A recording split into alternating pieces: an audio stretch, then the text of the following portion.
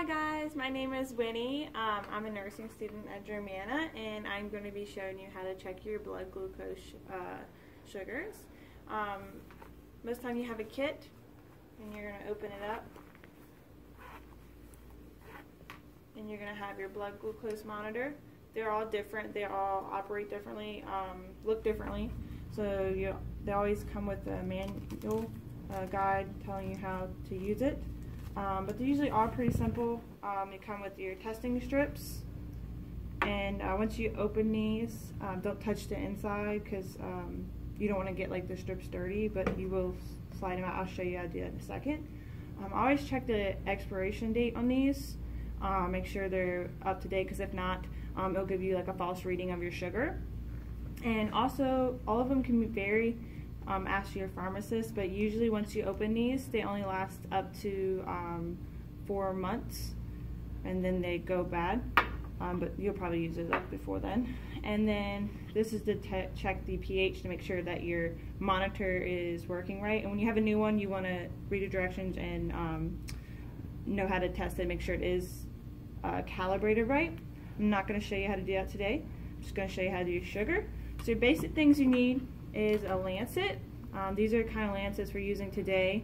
You're just going to twist this off, and then it's going to expose the needle, and I'll show you that in a second. And you would push it against your skin and then push it back, and then it will just poke the side of your skin. You'll select a site. I'll show you that in a sec.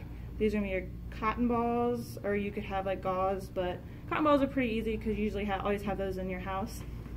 And then you want like an alcohol swab, or you could use a cotton ball with alcohol and just wipe that on your area really good for 30 seconds. So these are supplies you're going to need.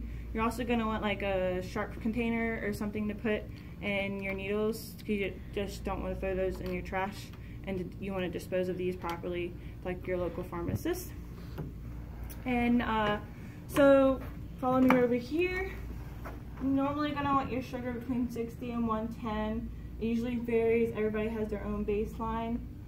Different resources tell you between 70 and 120. My resource says 60 to 110. So if it's less than 60, you're obviously going to need something to eat or sugar. And then if it's over 110, you're going to need some insulin. But you always go by your doctor, your protocols, or your orders. And usually check it before you eat. And then if you feel kind of worried, you check about 2 hours after you eat.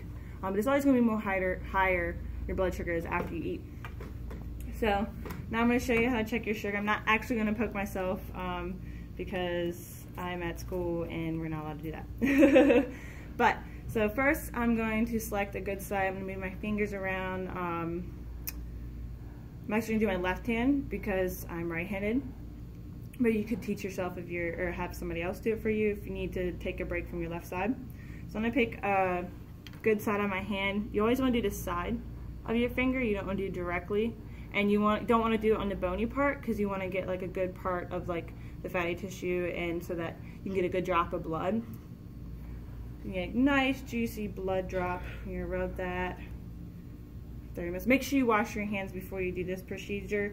You don't want to poke yourself without washing your hands. You make sure your site's clean for 30 seconds.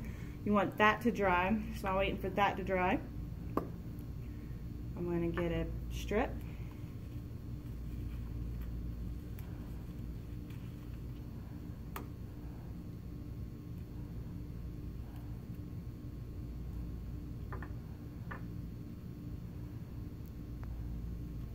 Once you stick this in, it automatically turns on your glucose monitor. So now it's ready. It is on, waiting for me to get a blood drop. So then I'm going to stick this finger, remember, take this off, and then I would push it like right here where I'm going to stick it at, and I would just, now it's done stuck my finger, and there'd be a little blood drop.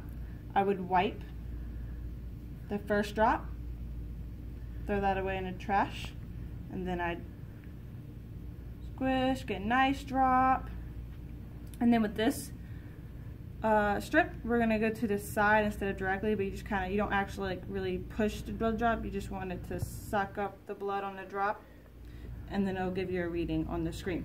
in big bold letters. Thank you so much. Then I would take this out and throw it away in the trash. I would dispose this in my sharps container, and then close this back up.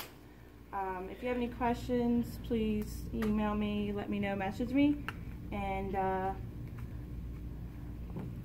good luck checking your sugar. Thank you.